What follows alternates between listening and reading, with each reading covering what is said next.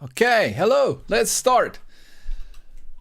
Welcome to another live session. Let's see if people can join. I saw more than 20 people signing up for this session. So let's see if people remember. And welcome to this session on agility. And today, what I want to talk about is deadlines. Staying within time and within budget, deadlines and cost.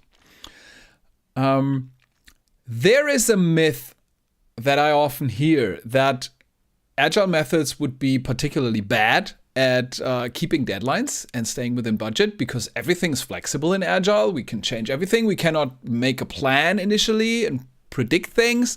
So you cannot keep deadlines and budgets with agility. And of course, that is wrong, okay? Oh my God! Yeah, it's so wrong. But it's a myth that is out there. And today I want to bust that myth. Most of you probably already know that this is a myth. And then I want to talk about how can we do that? How does Agile do it that it's even better at hitting deadlines and even better with staying in budget? Because some of you might know these McKinsey study here. Probably have seen it many times. I've seen it a couple of times. And this is the McKinsey study that is basically saying, it's from 2012, I think, but I don't know how much has changed in traditional companies. This is showing how many projects are actually overrunning their cost. This is software and non-software. These are IT projects, so software and non-software projects. If you look just at the software projects, its average cost overrun is 66%. That's almost, and I recently read, I think in the Harvard Business Review, that every sixth project is actually a black swan in that it overruns cost by more than 200%, which is insane. This can severely kill your company. If you do that enough times, it's over. It's game over. You run out of money. and out of customers probably pretty quickly. So this is serious. 66% cost overruns. It's 33% average schedule overrun. So it's not only more expensive, it's also late. And to make up for that, it also falls short in the features that it promised to deliver. So it's basically bad at everything. And these statistics, although they are from 2012, they have been true a decade earlier, and they are true with different numbers a decade later for traditional projects. And this is, by the way, this is why the Agile movement was born a quarter century ago. This is, professionals were so upset with this. Professional engineers, developers, people on teams were so upset with these numbers that projects failed despite their professionality. They didn't do nothing wrong, they thought, they were wondering what they did wrong, but there was nothing. They were very, very professional, but they couldn't deliver great products on time, on budget, and so on. And this gave rise and birth to the Agile movement, actually. And we know that with the Agile Manifesto today. So this is the situation that we still face today, and it's amazing. And what this essentially says is, this is the iron triangle of project management. You might know that. Here I got it. I recently posted a document here on LinkedIn about it, but this is the iron triangle of project management. Some call it the magic triangle, but I think it has nothing magic about it. It's just iron. And you recognize the three dimensions again. It's cost overrun, time overrun, and falling short in scope. And this triangle, for those of you who study traditional project management, I did that. I'm guilty of that. Over more than 20 years ago, I studied traditional project management. I know that thing. And everyone should know that thing, because it has nothing to do with traditional project management or agility. It's just a law of nature. This thing is a law of nature. And let me get into it. Maybe we can do it here. Let me check that I can draw you something. And then we will get into where traditional project management differs from agile approaches, and why agile approaches are much better in keeping time, keeping cost, or keeping scope. But first, let me show you. I'm wondering, there are only, on LinkedIn I can only see 2 people. I don't know how many on Twitter and on Instagram, but on X, sorry. But there were more than 20 people who signed up, and now it's just 1 person on LinkedIn. So again, doing that for you. So the agile, and by the way, put stuff in the comments if you have questions. That helps me a lot. So let's get into that. So the iron triangle. Wow, this is not really a, yeah, okay, but it's okay. You can recognize it as a triangle. So we have scope, we have cost, and we have time. And what this iron triangle tells us is that basically we cannot fix all 3 of them. If we fix time and we fix cost, so we say we have a certain deadline, maybe a trade fair that is coming up, or just the end of the year, and we have a certain cost. Cost in many projects today roughly equates to size of the team, because labor cost is the big factor. For some projects and products, that's not the case, so there are other costs involved. But cost is fixed, time is fixed. Then we cannot fix the scope. It's impossible. We cannot do that. The scope must be variable. These other 2 are parameters, and the scope must be variable. That's just a law of nature. It has nothing to do with traditional project management or with agility. Oh, let me put out the sunglasses. So That's the thing. We can also fix time and fix scope. No problem. We can say, okay, we have a fixed scope that we want to deliver and we have a fixed time, but then we need to keep cost flexible.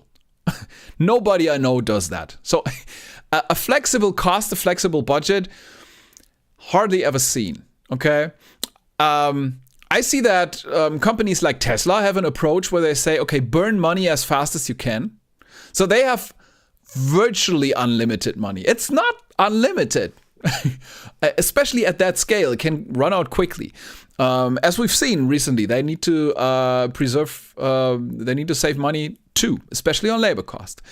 But cost is usually not that flexible. Usually what we do is we keep cost fixed, and then we fix one of the others. Sometimes we fix scope, then we cannot say when it will be delivered because we cannot predict the future.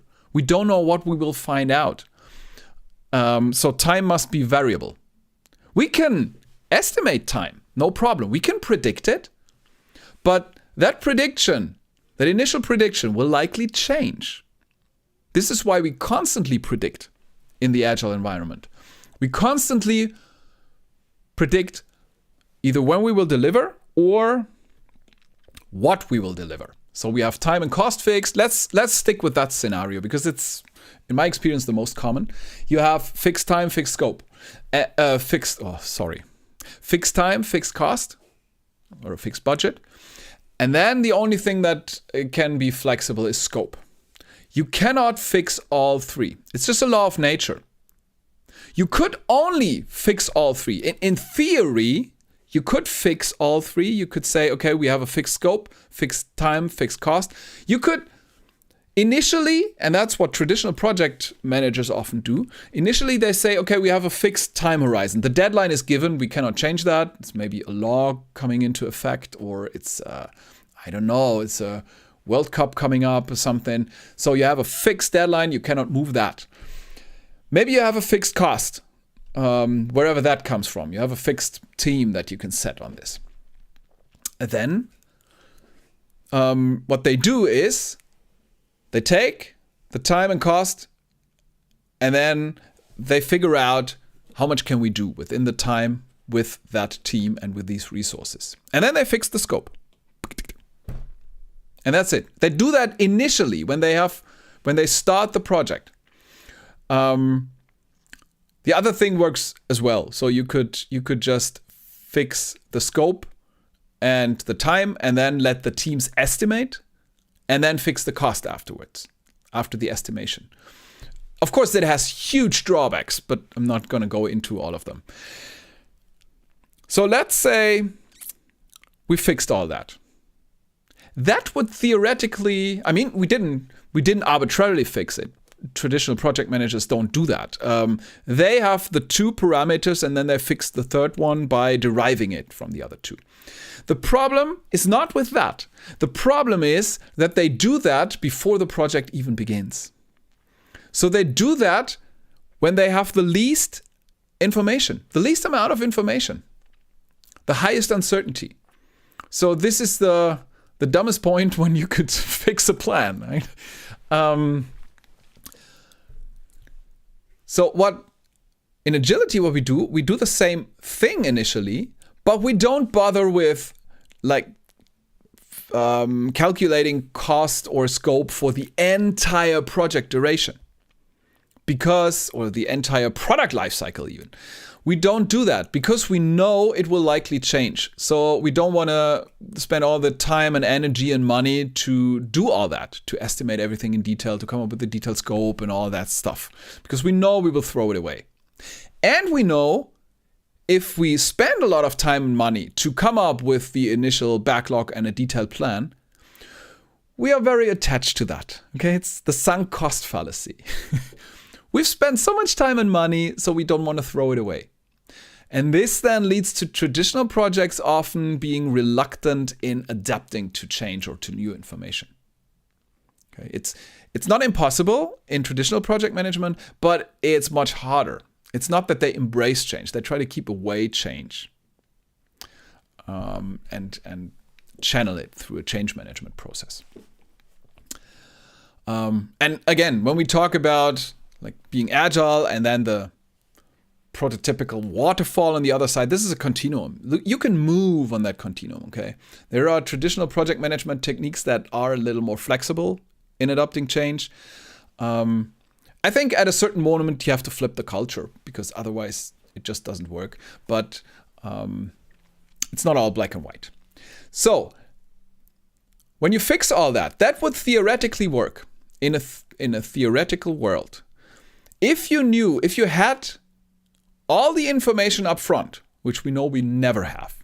If we had all the information up front, we knew everything, we didn't forget anything, we didn't miss anything, and we could predict the future. If the world is deterministic and with all the information we could calculate what the future looks like, then this model would work. But we all know this is not the case. This is not how the world works. We cannot predict the future and we cannot gather all information. I mean, if you go to the quantum level, there's a Heisenberg uncertainty principle. You cannot have all the information about everything. And this is also why the world is not deterministic as far as we know today. And people have tried this approach with the weather. There is this approach where people tried to predict the weather. And they thought, if only we could gather more data, if we could measure more precisely, if we didn't measure the temperature in a country at one point, but at 1,000 points or at 1,000,000 points, more precisely, every square meter, we had a thermometer, we know the pressure of the air, also in all the layers. If we had all that data, then we could predict the weather next week, next month. That's what people thought. And they were surprised to find out that more precise information and data didn't lead to better predictions in the weather forecast. Because there is the thing that is today known as the chaos theory. The chaos theory says that even minor imprecisions or rounding errors in the data you enter can change the outcome completely. Okay, it's not, how would a mathematician call that? Continuous or something? It's, I have the German word in mind, but I don't know the English one. So a minor change in the input data could have a major change in the output data. That's the prototypical butterfly effect. So if a butterfly flaps its wings, it could lead to a summer day turning into a hurricane a month later or a year later. So measuring more precisely and having all that data up front doesn't help. But that's the trap in which many project managers fall. And I know, because I've learned that. I've learned the project management trait myself. Because you cannot predict and your projects are over time, over budget, you try to gather more data. You try to spend more time planning thoroughly. Trying to improve things, but it actually gets worse. It's a vicious cycle. Because next time you try to gather even more data and even more data. And the sad thing is you also spend more and more time in that planning phase, and you spend more and more of your money, of your budget in that planning phase. And this is the time that you desperately need later on to build the thing. So the solution in an agile approach is completely different. We just accept that we cannot predict the future. And we accept that we will never have 100% of the information that we need. It's just a natural thing. This is how the world is. So we accept it. We are humble in that sense. And then we ask, so what can we do? What's the logical and sensible thing here to react to it? We cannot just throw our hands up and say, okay, we cannot control it, it's chaos. Some think that would be agility, but it is not. So what we do is, let's see if I have where did I have it? Okay. Too many screens. Here it is. So we keep one dimension flexible of this triangle. We actually, most often scope is flexible. Sometimes time, less often cost. But we keep one dimension flexible. And not just initially, but all the time. So what we do is we accept the deadline as fixed. We accept the budget as fixed. And then we say, we promise to keep it. We promise to be on time, spot on. We promise to stay within the budget. And in fact, we can even guarantee that with an agile approach. You cannot do that with traditional project management. Usually, and for that we need to keep the scope flexible, and that scares a lot of people. When we keep the scope flexible, they think, you can do whatever you want, so then it's easy to keep time and budget, right? That you just do nothing and say the scope, make the scope smaller, and then you won. And while we could do that, agile companies don't do that, and agile teams don't do that. And there we come to the back to the topic that's dear to my heart. That's the view of the human being. What do we assume about people? Are they lazy if we don't nail them to a fixed scope, or will they do their best? But this is a different topic. I've had other live streams about that. So let's stick with how to keep a deadline. Oh, there's a question for later. What approach you use for a certain time to calculate the open work? Oh yeah, that's a good question. Thank you. I can incorporate that. So first of all, we calculate that all the time. Like for example, the open work or something, and the remaining scope. What will we likely deliver at the point in time, and by staying within the budget? That is,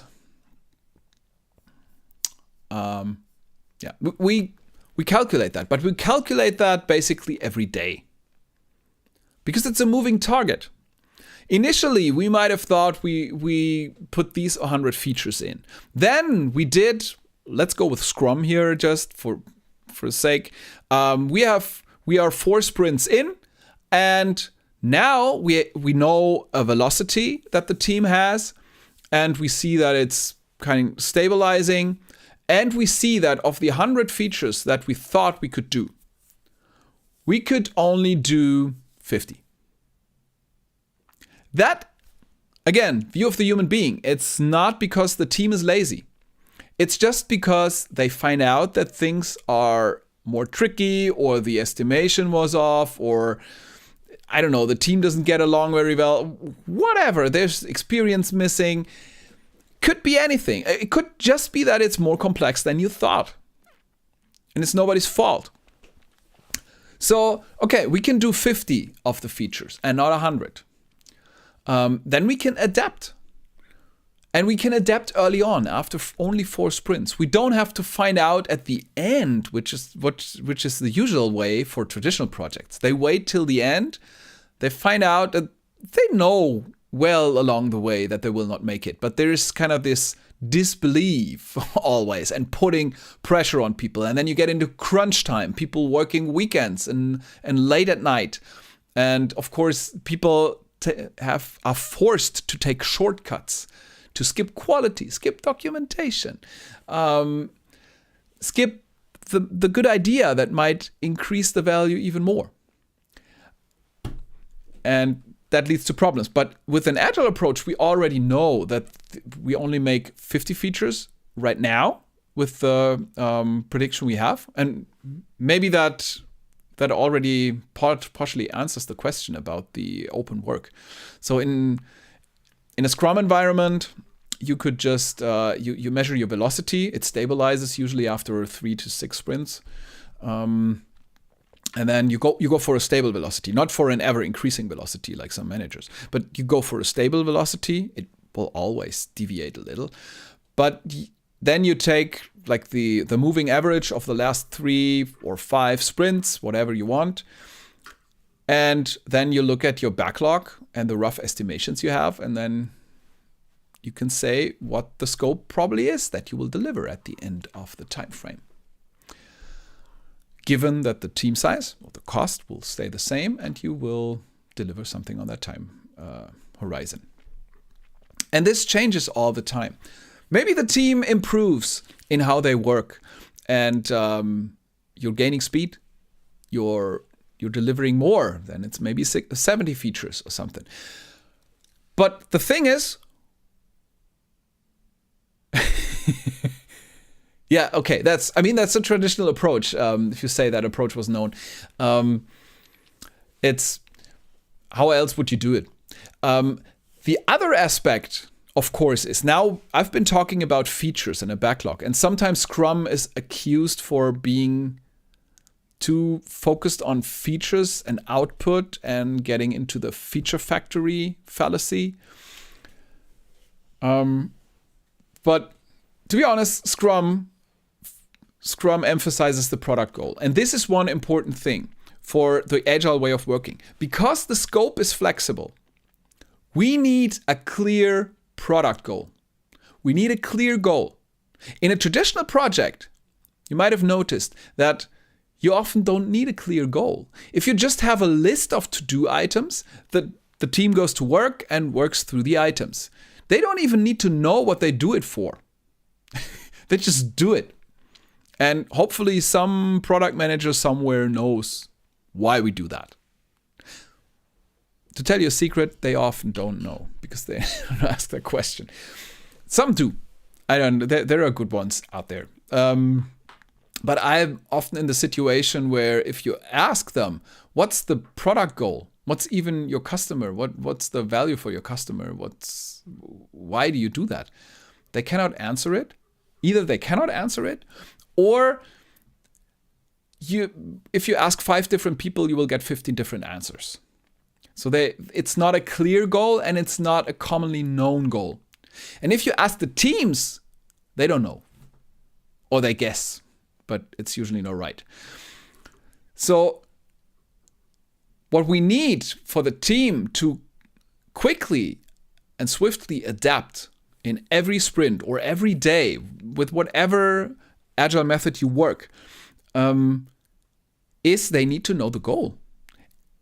It's not only enough to have a goal as a product manager, but it's important that the product manager or the product owner in Scrum is responsible that the team, everyone on the team knows. It's not enough that it's in the drawer of the product manager. Okay? Everyone needs to know because they need to make decisions quickly and they need the information. And the goal is what guides us when we have to adapt the scope. When we have to make tough decisions. Okay, we cannot make the 100 features. We only can make 50. Which 50? So we need to know the goal to make that sensible decision. Oh, a good product goal, an example of that. Yeah.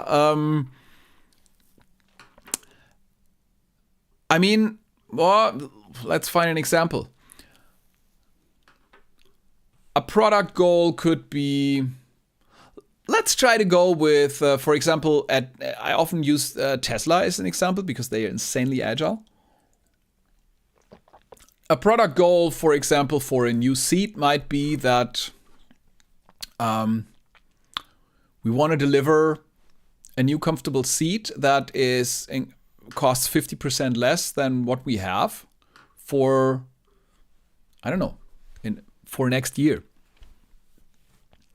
It could be comfortable. Comfortable would have to be defined. Okay. Usually you have things like the test machines that stomp on the seat and try. Is it durable enough? Does it hold you? Do you sink in after 1,000 times sitting down and getting up? And you would probably define more precise acceptance criteria for that. It's kind of, a product goal is kind of when you the thing you have for a user story, but in bigger. If you think of a user story as a role, I want to do something so that I get some benefit. And that benefit is kind of the product goal if you had just one user story. But if you go on a higher level, you also have user stories. They are just called epics because they are epically big. But they have the same format. And they also have a so that part. And that's the goal. So it might be that it survives a certain crash test, or that the seed, I don't know, that you can spill coffee on it and wipe it off and it's still clean or something. Or that if you have a dummy sitting on it and the temperature is always a comfortable, I don't know, 20, 25 degrees or something. So for vented seats, these could be product goals. So they are not very different from what you would have on a user story. In fact, I would even say that every product starts with one user story. And that user story has the product goal on it. Basically, it says who's the customer, what does the customer want, why do they want it, what's the benefit that this delivers. And then this user story is usually too big to implement in a sprint or in a short iteration. So you split it into smaller ones, until you have user stories that are small enough, that fulfill your invest criteria. I hope that helps as an example for a product goal. Maybe it also helps to define what's not a product goal or not a good product goal. A product goal is not, we have checked off all the 1,500 tasks that we planned. That's not a goal. That's like when we talk about sprint goals in Scrum. It's not that you have finished all user stories. That's not a sprint goal. Okay. But the goal should be something that provides value to the customer. Or value to the business, if you want to be more general. And usually if you provide value to the customer, that's value to the business. So, and to do that in an agile approach, you need that goal. It needs to be clear. Companies like Tesla and SpaceX, they are very clear on their goals. They have these high-level goals. They are very clear. They have 2 or 3 metrics, how they measure, how they achieve that goal. And that's it. For example, I know from Tesla, they have one of the 3 metrics for they want to build a better, the best electric vehicles, because their overall mission is to accelerate the change to renewable energies and the transition. And for that, they want to build a better car, better electric car. I don't know how they phrase it exactly. And then they have 3 KPIs, you could call them, 3 metrics, how they measure that. This is cost per car. This is, what else do they have? This is weight. And this is energy consumption. Because they figure that the most important thing for people is, yes, it has to be a fun car. Yeah, there are these aspects, but it's price. It's price, and it's how much energy does it use. And the weight is also influencing the energy and the range of the car. So these are 3 kind of North Star metrics. Is usually only one, but these are 3 metrics that guide them and how they measure whether they achieve that goal. And then nothing more is done. There is no breakdown by managers through committees into small partial projects that are then have their own goals. That's not what they do.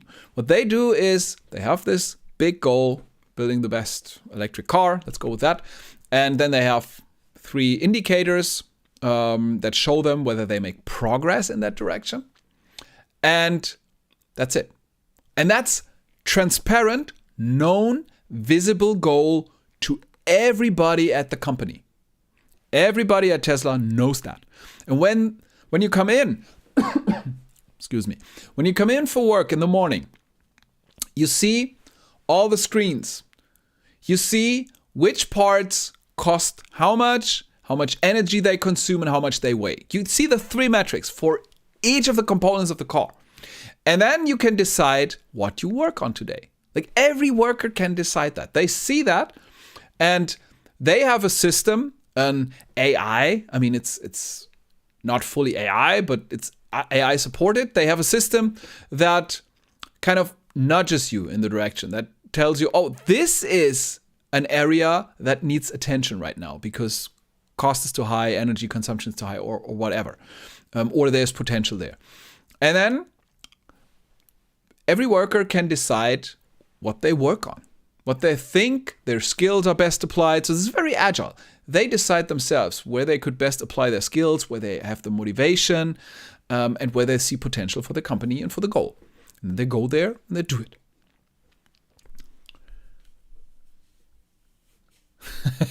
Oh, that's a nice question for a goal. What is with the goal? We can save the data in the database. Is that a product goal? In 99% of the cases, no. That's not a product goal. That's something that you have to do along the way. No customer is interested in that. If you ask someone buying on Amazon, should we save the data in the database? First of all, they wouldn't know actually what a database is. And then they don't care. Why do you want to save the data in the database? Usually when you have a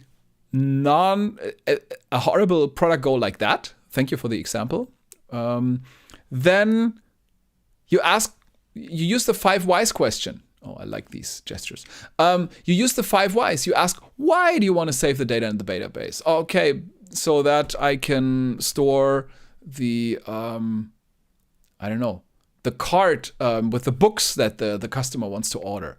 Okay, so why do you want to store that? Yeah, so the customer can continue shopping and something. Now you're getting to a product goal.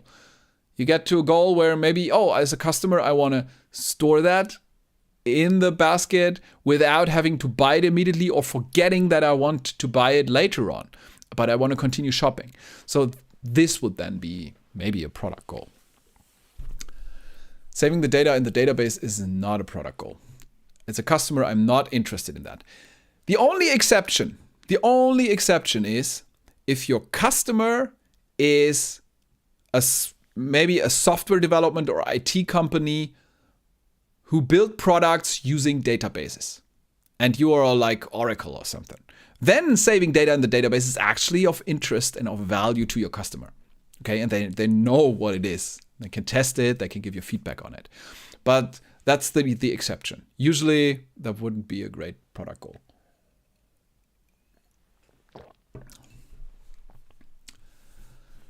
So we have that goal, and then let me see if I can switch back here. We have that goal, and then we can keep the scope flexible up here. We can keep that wide open. And if we now find out that we have to cut the scope a little, then we have that product goal. We know where to cut. Okay? Tesla might not know for the next model. I mean, they don't even do that. They don't even have these long cycles. They have like daily cycles for changing the car. But just for the sake of an example, they don't know what exactly they will deliver in the next car iteration. Okay? They don't know. They know the most important things. Okay? They want to deliver. But they don't know everything. And it's fine. It's also with SpaceX. I mean, now they're preparing for the launch of the next Starship. So they don't know what all they would have in this next Starship. Whether it's new engines, whether it's new, flaps or whatever. They don't know. They just have the fixed time. They have a launch window. And it's mostly determined for Tesla, for SpaceX, interestingly, by the FAA, by getting the allowance to launch. So they don't know what they have, but they try to bring the best they have to the point in time that they set for themselves, and with the team and the cost they have. So we can cut the scope, but we need the goal to make sure that we cut the right thing, the right part of the scope, and not maybe the wrong part. Okay. This is why the product goal is so important. And to make this adjustment of the scope continuously, to do it every time, like every sprint, if you're using Scrum, or just if you're Tesla every day, to make that decision. If you think about thousands of workers needing to make a decision about scope every day, this is horribly slow if you put it up a traditional hierarchy and ask people to make that decision in a committee, and then it goes to the management layer above, and they have to decide. And until they can decide, first of all, they don't have all the information. They need to find the information, go to people, and still they might miss things. The information will be outdated, and it takes a long time till the decision is passed down again. So what Agile companies do is they just inform everyone of the goal, so that then the workers, the people who do the work, can just make the decision on their own. They can cut scope, they can add to the scope. They make that decision, not the management. Okay? The management just decides the overall goal, but then the people in the company make the decisions. I mean, that's only sensible because we hire smart people so that they can do their job, not that we can tell them what to do. Then we could just use robots, which we use in the parts where we can tell it what to do. Okay, this is there we use robots. So for the thing is, now we can keep the deadline and we can keep the budget because the scope is flexible. So we are guaranteed to make it. We cannot guarantee what exactly is in scope, but we have a certain goal. So we aim to deliver some value. And that is, I have to drink some now. Now there's another aspect besides the goal that we need. And this is a prioritized backlog. This is why we are so obsessed in agility with prioritization by business value. In a traditional project, it doesn't really matter in which order you do the things because you have a finished product at the end and not in between. So it doesn't really matter which parts you build first. And traditionally, what people do is they arrange the work in a way that it's kind of makes sense for the engineers. This is also where then the database comes in. This is where the software engineers say, okay, we need to set up the server, then we need to set up the database, then we need to build the backend, and then we need to build the API, then the front end, and then we need to deploy it, or we need to test it, then we need to deploy it. All these things.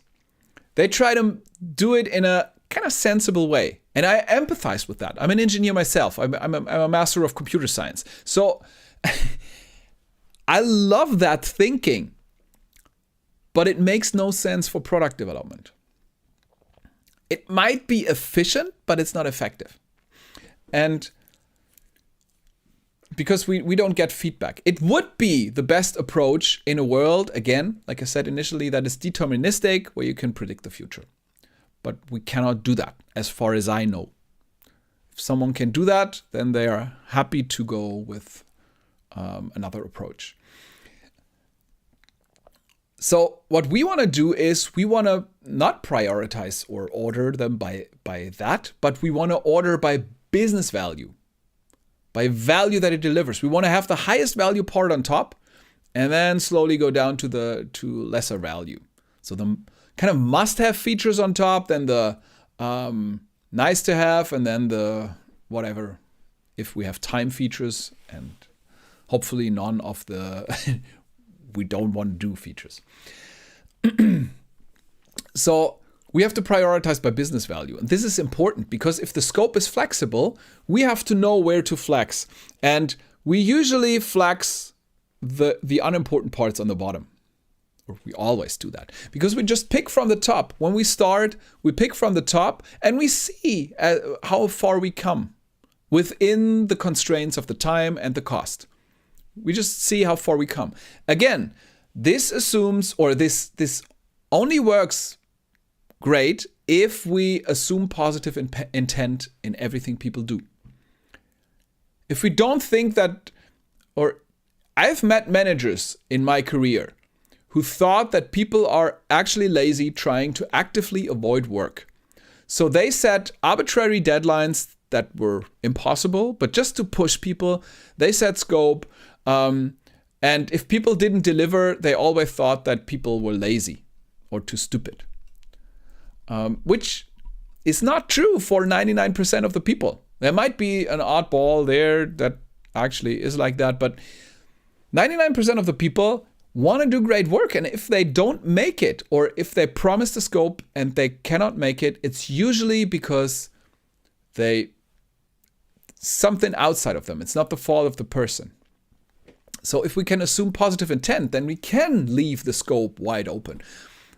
At Tesla, what they can do is they just set the goal and set the metrics, and then they say, okay, you decide what you do today and how much you can do today.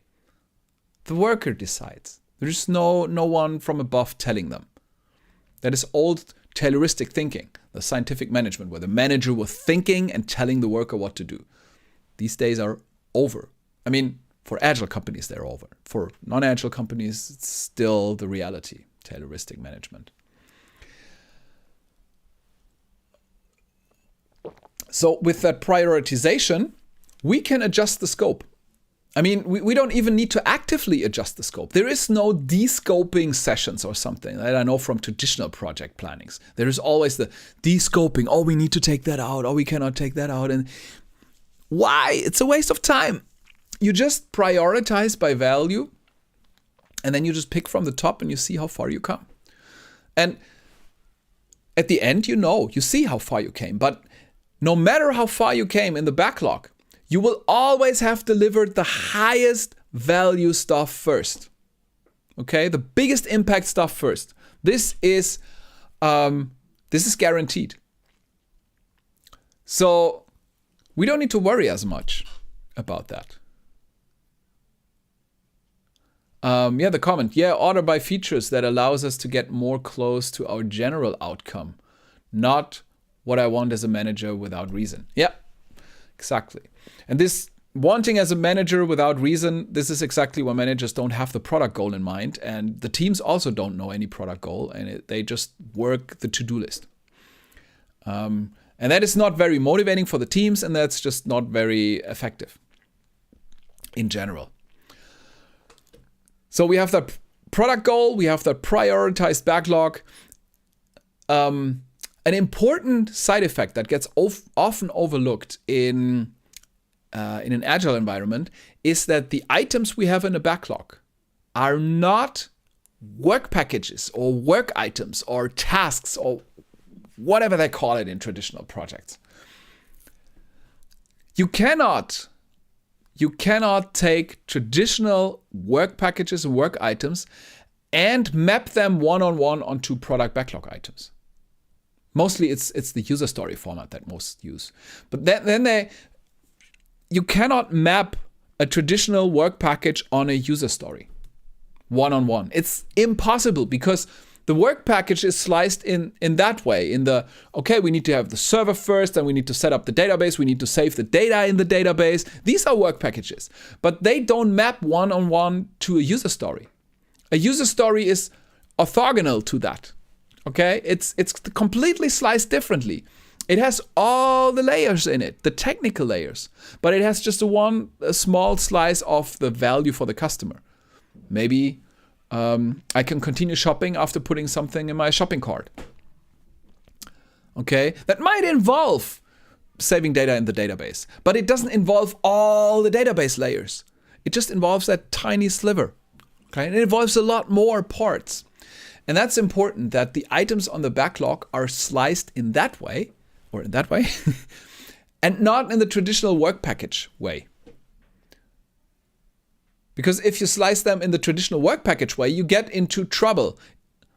try to prioritize them by value, and you will see what I mean. I mean, think if you have set up the database, create the back end, create the front end, and then draw the little shopping cart icon for the customer. If you have that in the backlog and you ask a product manager who is customer focused, what has the highest business value? He will say the shopping cart icon, because that's what the customer interacts with. This is what they see. And when you tell them, oh, well, in itself, it has no value because it has no functionality, then they ask, yeah, what about the other stuff? Then the front end part of it. No, that has no value in itself. Okay, then the back end part, no, it has no value in itself. Nothing of this has value for the customer in itself. And to make things worse, these things are highly interdependent. You often cannot build the front end if you don't have the back end. Okay? You can mock things and stop things, but usually what engineers will tell you, we need to build the bottom layer first. We need to have the database first before we can build any backend on that. That's total crap. I'm a software engineer. That's not true. You can. And most professional software engineers have learned how to do it over the last 2 or 3 decades. There's still a few odd people out there who don't know or don't want to realize. But in software development, pretty much everyone knows that this is possible. In other disciplines like automotive manufacturing or manufacturing in general, for example, I know the chemical industry and stuff like that, they are not aware of these methods yet. Okay, the software development part was just first, the software industry. They were first in Agile.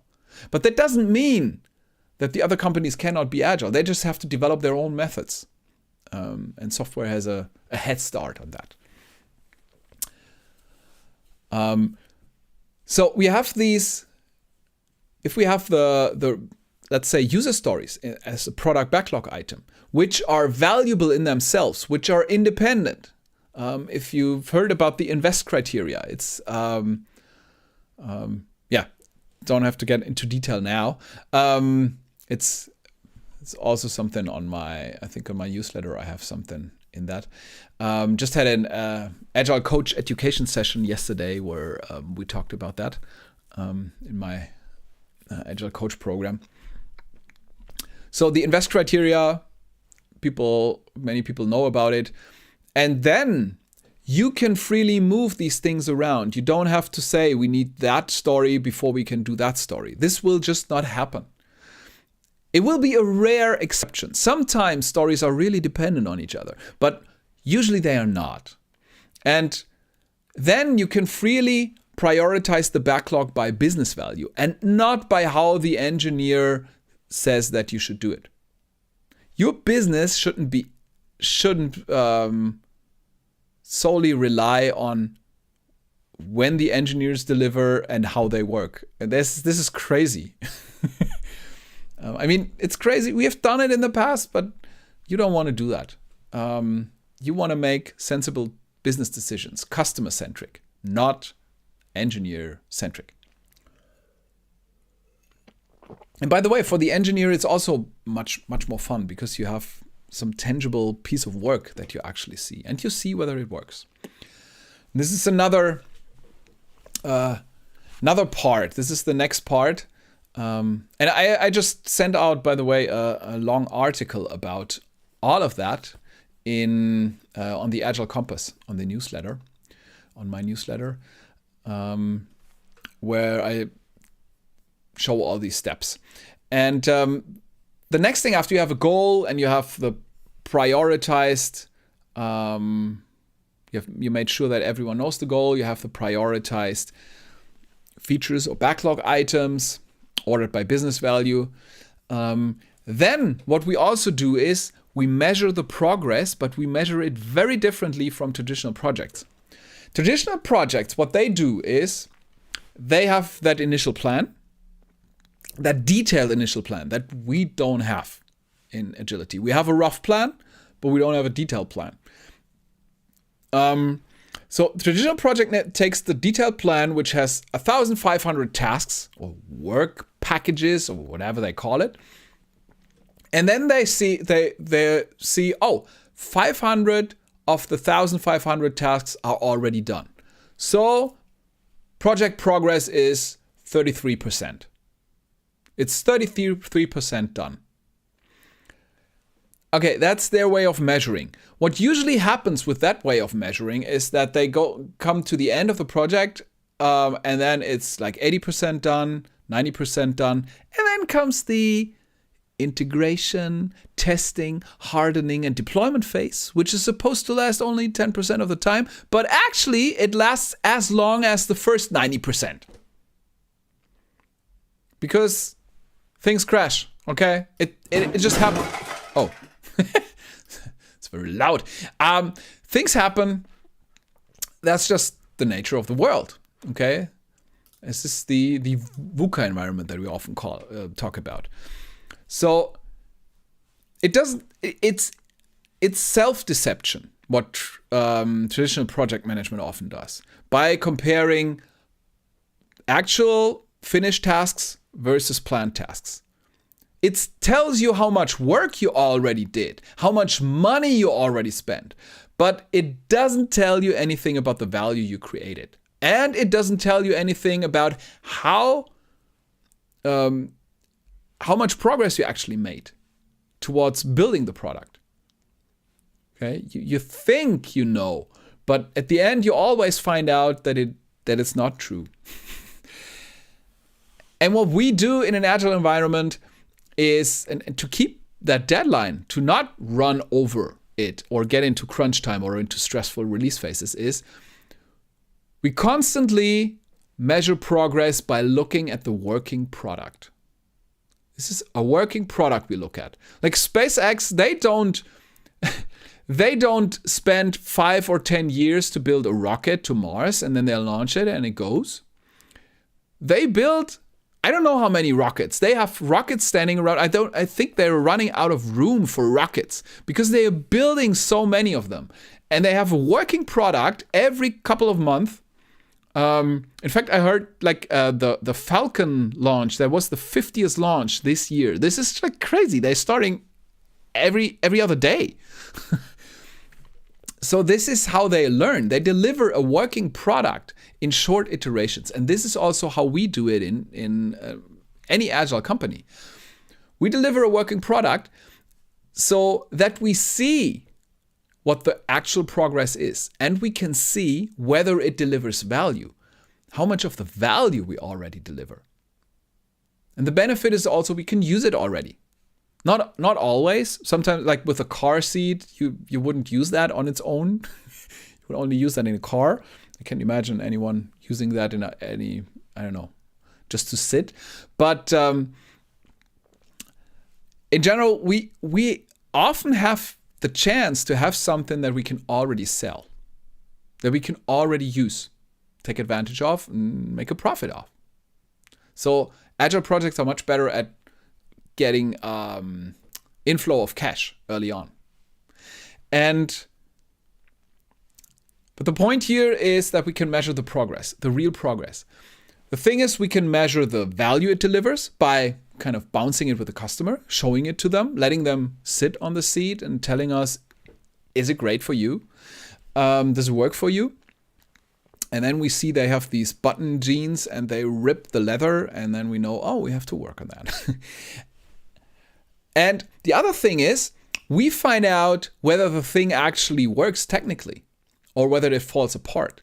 Because to present a working product, every iteration, we have to not only build the new components, we have to integrate them, we have to test them to make sure they work, we have to kind of partially deploy them, we have to put them together, we have to see if something falls between the cracks. You wouldn't imagine how many times I've seen teams build modules and then something in the middle is missing. Sometimes it's just the navigation point in the menu of a software. So you have the functionality there, but you can reach it, or it's hidden behind something else. So things like that happen all the time. And a traditional project finds that out during the last 10% when they test it. And not nice to find it out there. In an agile environment, we find it out immediately, and then we can fix it. And we can also immediately adapt our prediction towards how much we're going to deliver at the end of the timeline, when the deadline is over. So that is also important, to measure the progress in that way. It's more honest because we don't have that hidden work. This is also what definition of done is about, but I don't want to get into that now. When you only deliver a plan at the end of a certain iteration, like a plan or certain tasks you did, or you did a few designs or something, that you don't know if that actually works. I've heard, let's go with that first. You don't know if that actually works together with what the software engineers build, for example. You only find out once you actually put it into practice what you integrated. But if you don't know the hidden work that is now kind of in there for testing, for fixing, for integration. And that hidden work might be a little bit, but every iteration you don't integrate and have a working product, that pile of work increases. Until at the end, you have that huge pile of undone, hidden work that had no task on the project management map. It was nowhere to be seen, so it was not accounted for, and you deceived yourself with the project being 90% done when it's actually only maybe 50% done. And presenting a working product every day, every week, every 2 weeks, this helps us to uncover that hidden work and to make sure, to prove to ourselves that we didn't miss anything. And if we missed anything, we can quickly fix it. And we can learn from that for the next iteration to not miss it. So all these effects that we have. And then, I already said you adapt the prediction constantly based on what you measure. You learn from it. You also seize opportunities. Sometimes you have a working product and you find out, or a customer tells you, now that we have that, we could also do this. And then you have a new opportunity to create even more value. So what happens in agile products often is that the initial scope and the initial idea you had for the value you want to create, you even deliver more. There's even more value delivered than you originally thought. And that's also a power that we have. So we might not know the initial scope, what we're going to deliver, but we know the goal, the benefit we want to deliver, and we will build the highest, the stuff first that with our current knowledge delivers the highest value for the customer and for the business. And then it doesn't matter, frankly, how much of the backlog we implemented. It doesn't matter whether we implemented 100 items, 200 items, 50, or only 20. It does not matter. There is a certain threshold, of course. Sometimes you have to deliver a certain thing. You cannot say, okay, let's build a rocket to Mars and it has to be done by tomorrow and the budget is $100. Okay, there's certain sensible limits. But within the normal constraints we operate in, this works. You always deliver something of value. And sometimes it might be even more than originally anticipated. And because we always treat the deadline and the budget as fixed, we cannot run over them. We just, if we say, okay, there's 100 people working on this for 1 year, and in 1 year we deliver whatever we have, that's it. If, 150 people build a rocket and the next launch is in 3 months, they will do the best they can to deliver the best thing they can. So that they can, I think SpaceX is currently more interested in gathering data. So They push the limits. They try to blow this thing up somehow, pushing the limits so that they figure out what to do next and how they can do certain things. They want the feedback. But it's always on time, on budget. It's just the scope that is flexible, but it's not the goal that is flexible. And this leads then to guaranteed deliveries on time and on budget. So that's the big one for me for this iron triangle. If we look back at this triangle, where did I have it? Here. The iron triangle. This is just a law of nature. So you cannot fix time, cost, and scope. You always have one resulting variable. Often that's scope, sometimes it's time, sometimes it's cost. And you cannot fix that initially and then do a 2-year project and expect it to be the same at the end. You need to keep one dimension flexible. And if it's scope, it's important to have that clear product goal. I mean, it's always important. Even if the scope is fixed, I would say the product goal is important, but it's even more important if you keep that flexible. And this is why Agile methods are so much better at hitting deadlines. If you want to hit a deadline, use Agile methods. Don't use traditional project management. And the myth is exactly the opposite, that people think that Agile would be bad at that and that traditional projects would be better at hitting deadlines. But that's not true.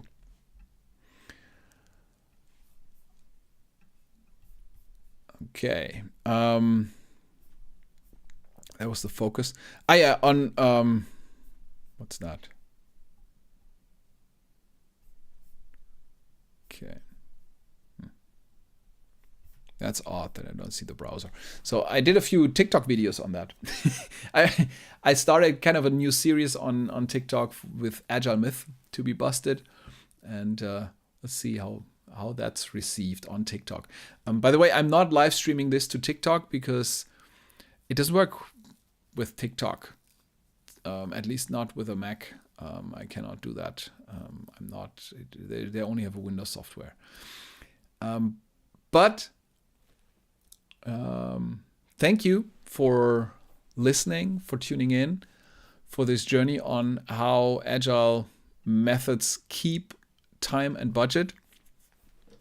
And yeah, I hope I could shed some light. It's not rocket science. I mean, we talked about rocket science, but it's not. It's just sensible. I mean, the iron triangle is just kind of a law of nature. It's there. It's for traditional projects and it's for Agile product development. It's there. It's just how we deal with it. Okay, how we accept that. And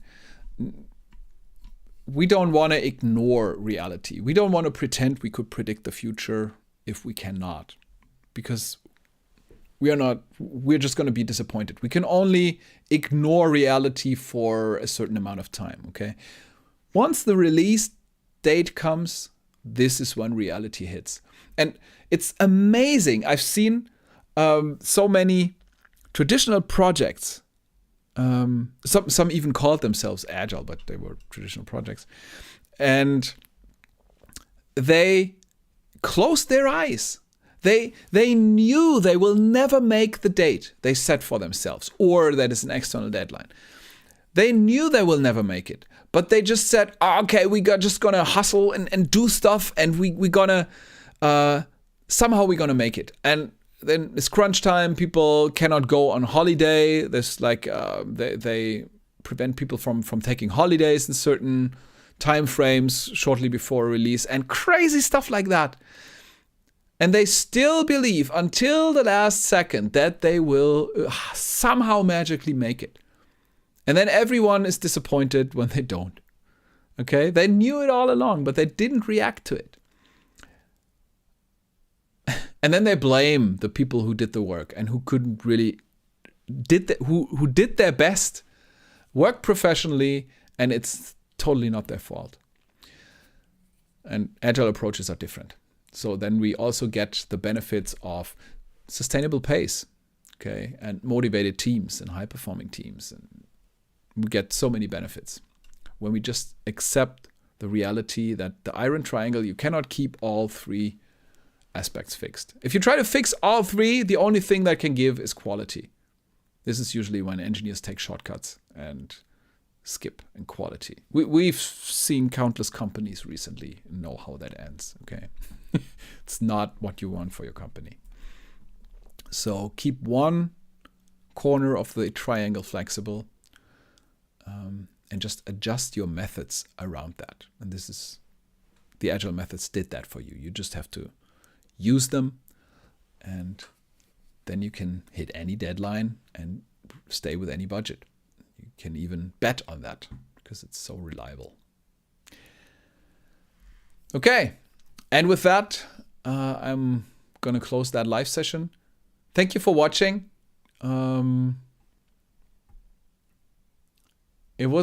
I think it was not many people who watched, because what I see on my control monitor is not a lot of people. But that's fine. And if you watch that in a replay or something, maybe keep an eye out for next time. Follow me on LinkedIn or on X or something to know when the next session will be. And also consider to come to my free newsletter, the Agile Compass, because that's where I have all that information also in written form. I write articles every week about this. This week it was about exactly that prediction and the iron triangle and some of that stuff. It's written down there in more detail in a structured form.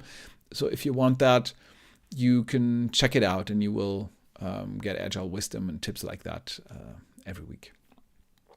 So thanks again, and let's call it a day. Now I will pack my bags for a holiday weekend in the mountains. I think I deserve that. And I hope you deserve that too. You have a great weekend wherever you are. Enjoy the rest of your day, and see you next time. Bye.